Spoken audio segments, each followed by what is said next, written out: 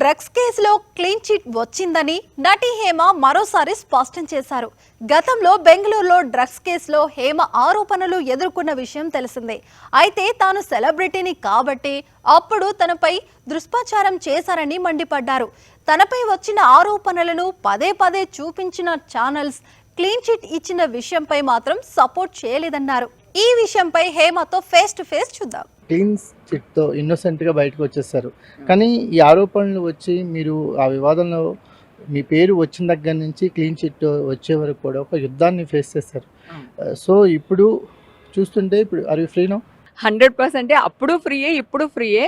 కాకపోతే ఎంత తొందరగా నేను ఇన్నోసెంట్ అని కోర్టులో తీర్పు వస్తుందా అనేది మాత్రం చాలా ఎలా వెయిట్ చేశానంటే, నేను ఇప్పుడు ఇది మాత్రం పెద్ద అచీవ్మెంట్ కింద లెక్క అనమాట. అంటే ఎంత పెద్ద అచీవ్మెంట్ అంటే ఆస్కర్ అవార్డు వచ్చేస్తే నేను ఎంత అచీవ్ చేసి ఉంటానో అంత ఆనందంగా ఉందన్నమాట. దీనికోసం చాలా సఫర్ అయ్యానండి నేను. సరే, వివాదంలో మీ పేరు బయటకు వచ్చిన తర్వాత అక్కడి నుంచి మీరు ఆ వివాదంలోంచి బయటపడే వరకు కూడా ఒక చాలా యుద్ధం ఉంది వీటనమాట. అంటే మీ వ్యక్తిత్వాన్ని ప్రూవ్ చేసుకోవాల్సిన అవసరం ఉంది. మీ కుటుంబంలో కావచ్చు, మీ ఇండస్ట్రీలో కావచ్చు, మీ పేరుని పైన పడిన మచ్చని జరుపుకునేవాల్సిన అవసరం ఉంది కదా. ఈ ప్రయాణంలో ఎవరు మీకు తోడుగా నిలిచారు? ఫస్ట్ ఆఫ్ ఆల్ నా ఫ్యామిలీ బాగా తోడుగా ఉండిందండి. తర్వాత నా క్లోజ్ సర్కిల్, నా ఫ్రెండ్స్ అందరూ తోడుగా ఉన్నారు. ఎందుకంటే వాళ్ళందరికీ తెలుసు నేను ఎలాంటి దాన్ని, నేను ఏం చేస్తాను, ఎలా ఉంటానని అందరికీ తెలుసు. వాళ్ళు సపోర్ట్ చేశారు. తర్వాత నా హీరోలు, నాకు క్లోజ్గా ఉన్న డైరెక్టర్సు అందరూ సపోర్ట్ చేశారండి. ఎందుకంటే నేను ఒక్కదాన్నే సీసీబీకి వెళ్ళానండి. వెళ్తే వాళ్ళు అడిగారు, మీరు డ్రగ్స్ తీసుకున్నారా అంటే లేదు అని చెప్పాను. మీరు ఏం తాగారు? నేను ఇలా రెడ్ బుల్ తాగాను, నా పక్కన ఇలా ఉంది, రెడ్ బుల్ కూడా నేనే ఓపెన్ చేసుకుని తాగాను, నాకెవరు ఓపెన్ చేసి అలా కూడా ఏమి ఇవ్వలేదు అని చెప్పేసి అన్నా. మళ్ళీ వాళ్ళు అన్నారు, ఒకవేళ మీకు ఎవరైనా మిక్స్ చేసి ఇవ్వచ్చు కదా అది ఇది అన్నారు. లేదండి, నేనే రెడ్ బుల్ ఓపెన్ చేసుకుని మరీ తాగాను.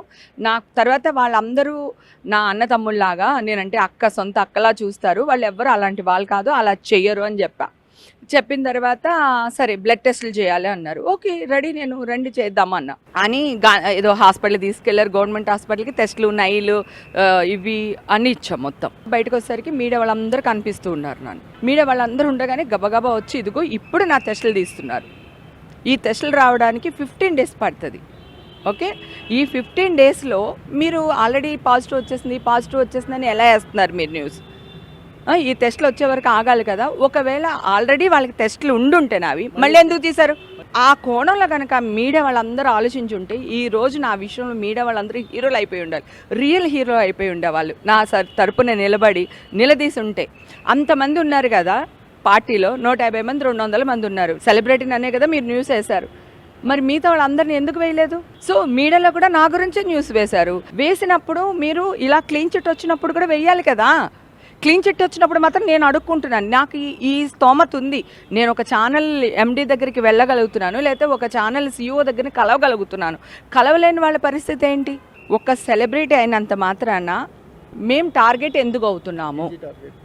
Easy target. తర్వాత మీ ఛానల్ వాళ్ళందరూ నాకు ఒకటి చెప్పండి, మనం సమాజంలో ఉన్న చీడ పురుగుని వేరడమో, లేకపోతే టెర్రరిస్టులకి సంబంధించిన వాళ్ళని అవేర్నెస్ తీసుకురావడమో, లేదా చీటింగ్ చేసే వాళ్ళనో, లేకపోతే ఇలా డ్రగ్స్ తీసుకునే వాళ్ళనో డ్రగ్స్ మీద యుద్ధం చేయాలి, లేదా ఇప్పుడు జిహాద్ అని ఇవన్నీ వస్తున్నాయి కదా, టెర్రరిస్టులని, దేశద్రోహులు, వీళ్ళందరినీ ఎలా క్లీన్ చేయాలి, ఎలా మనం ప్రజలందరూ కలిపి గవర్నమెంట్కి కానీ పోలీస్ డిపార్ట్మెంట్కి కానీ ఎలా సేవలు అందించాలి అనేది కదా మనకి కావాలి. అది మానేసి ఏం వెళ్ళింది, ఇది వెళ్ళింది, అది వెళ్ళింది అని పొద్దు నుంచి రాత్రి దాకా ఈ హీరో కూతురు వెళ్ళింది, ఆ హీరో కూతురు వెళ్ళింది, లేదా ఆ హీరో వెళ్ళాడు, మరి ఏంటి ఇండస్ట్రీలో మళ్ళీ ఇంకొక అగాధం, మళ్ళీ డ్రగ్స్ కేసులో ఎందుకు గొంతు చించుకుని అరుస్తున్నారు?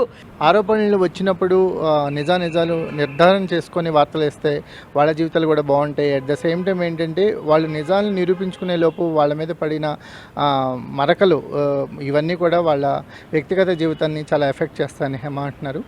కెమెరా పర్సన్ కిషోర్తో కుమార్, TV5.